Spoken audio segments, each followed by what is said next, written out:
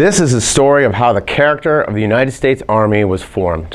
In 1783, officers of the United States Continental Army, after 8 years of fighting and on the verge of victory over the British Empire, were contemplating a coup against Continental Congress. On March 10, 1783, senior officers within the United States Army were circulating a letter at an Army camp in Newburgh, New York. The letter advocated for the Army to take actions against the Continental Congress. Think about this. The Army was contemplating taking action against our civilian-led government. The story is not well known, but it is one of the most formative events in American history. The Army was demanding back pay, pensions, and other benefits from Congress. If the Army's demands were not met, it would not disband after the war and potentially march on Congress.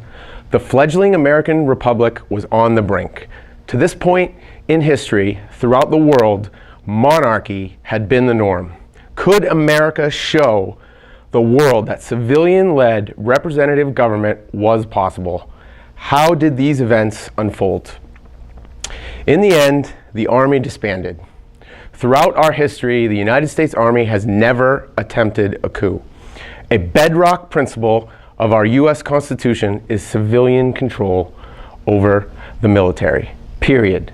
Civilian leaders make decisions and the U.S. military follows suit. In contrast, since 1776, around the world, there have been hundreds of hostile military takeovers of civilian-led governments. Why, however, has a military coup never occurred in the United States? The answer is found in the leadership, virtue, and moderation of one man, General George Washington. Most Americans think of George Washington as some mythic, distant figure who wore wooden teeth, which he did. Washington, the man, remains largely unknown. A marble, heroic figure who chopped down a cherry tree and said, "I can't tell a lie, Dad. Yes, I did it." In addition, he was so powerful that he once threw a silver dollar across the Potomac. The truth is, George Washington was a human being, just like the rest of us, with foibles and frailties that he tried to control, not always successfully. He pursued great wealth. He was quick to anger, and he did not take criticism well. And yes, he owned slaves. Washington possessed a paternal attitude towards slavery. Although late in life, he came to accept the repugnant nature of the practice. In his will, he freed his slaves, but politically, he did not act against the institution for fear of breaking up the republic. The truth is, Washington was a man of many dimensions, trying to live up to the standards of decency in his age. Washington, as discussed, possessed many faults. However, throughout his life, he cultivated his character.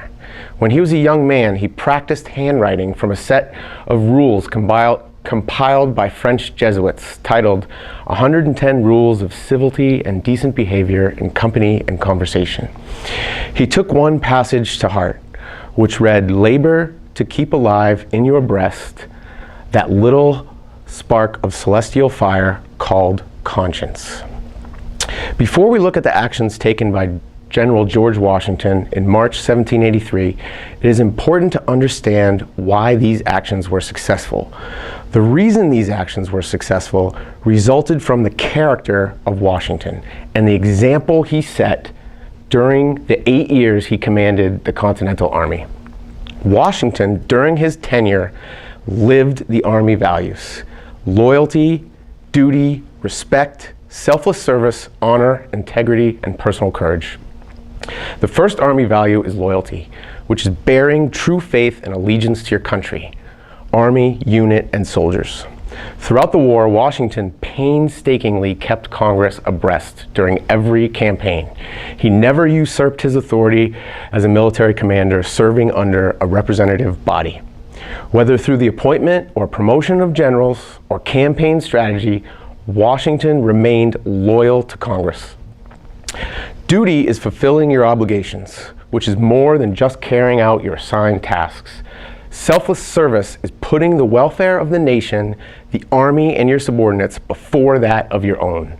Washington lived these values.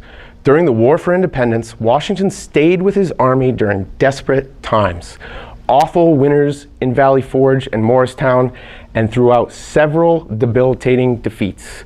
Washington stayed at his post through good times and bad. During the grinding and exhaustive war, Washington longed for Mount Vernon and his life as a farmer. But he went from May 1775 through September 1781, a total of 6 straight years without going home once. Think about that. Not one time over a 6-year period did George Washington go home. That is a long deployment. During his 8-year tenure as a commander, he was home for less than a few weeks.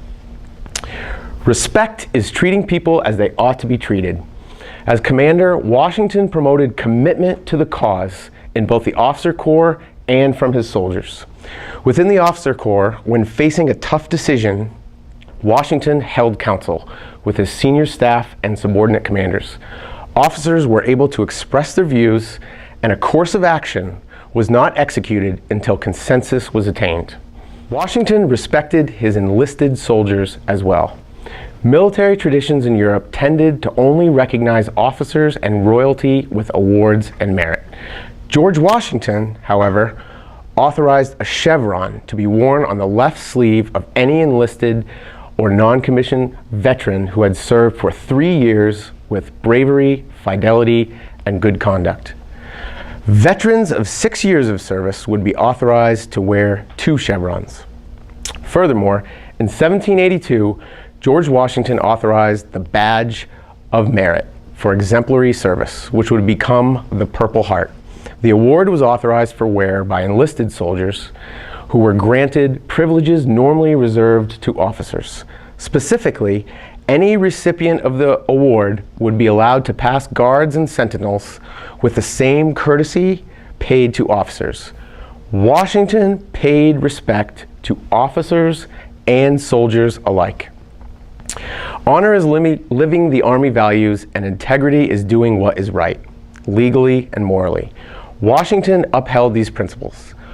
With Washington's popularity growing and disunity between states resulting in ineffective central government, some felt Washington should be king. One such officer, Colonel Louis Nicola, wrote Washington that monarchy in America may be needed. Washington replied the same day and wrote, "If you have any regard for your country, concern for yourself or posterity, or respect for me, banish these thoughts from your mind." Washington ultimately resigned his commission and returned home to Mount Vernon after the war. He was called to serve once more as president and resigned again. George Washington lived his life with honor and integrity. Washington also displayed personal courage on several occasions. Once, during the Battle of Princeton, with his line faltering, he personally led a charge up a hill within 30 yards of the enemy. During the Battle of Long Island, Monmouth, and others, Washington exhibited similar acts of bravery under fire. He role-modeled valor and expected it from his men in return. Washington lived the Army values, all of them. This brings us to the events of March 1783, known as the Newburgh Conspiracy.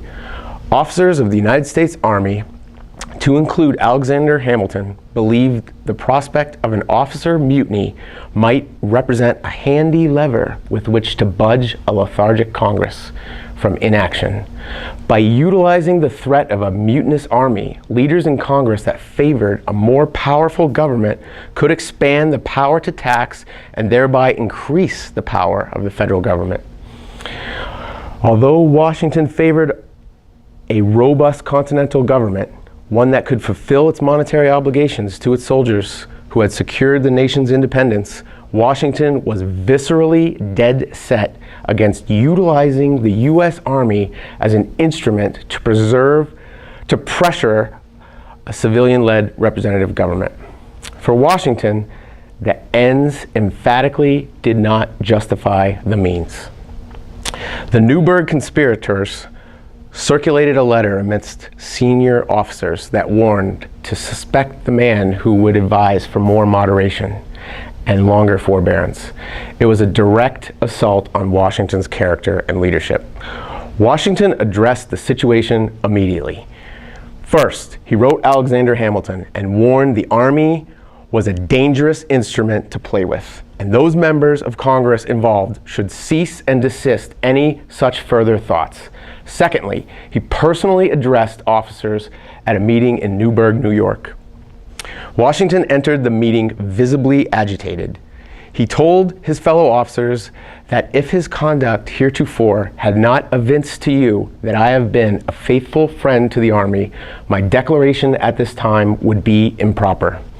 Washington had role modeled the Army values, and now he expected his officers to do the same.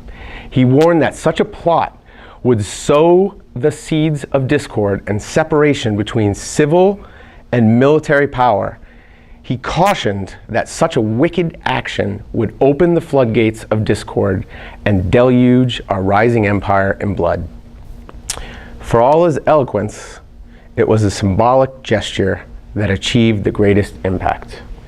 He pulled a letter from a congressman out of his pocket. It stated Congress was trying to fulfill its obligations.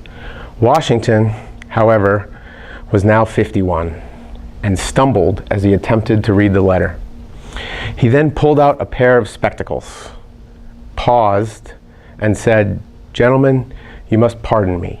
I have grown gray in your service, and now I find myself going blind." The audience was moved as they recalled his sacrifices during the war. The threat of mutiny ended. The officers unanimously approved a resolution reciprocating General George Washington's views. Washington had secured the compliance of his officers. Compliance was attained by earning their commitment to the cause. The cause was just, and Washington had secured the commitment of his officers by role modeling the Army values during his tenure as a commander. Years later, Thomas Jefferson, after the passing of George Washington, wrote that the moderation and virtue of a single character probably prevented this revolution from being closed, as most others have been, by a subversion of the liberty it was intended to establish. The point of this talk has been twofold. First, our Army has a proud heritage of caretaking the principle of civil control over the military. Secondly, character and living the Army values count. As officers in the United States Army, when the time comes and a pressing moment is at hand, as a leader, we may fail unless we possess and practice character. George Washington, at one of the most critical junctures in American history, did not fail. He was successful because he was a man of character and conscience.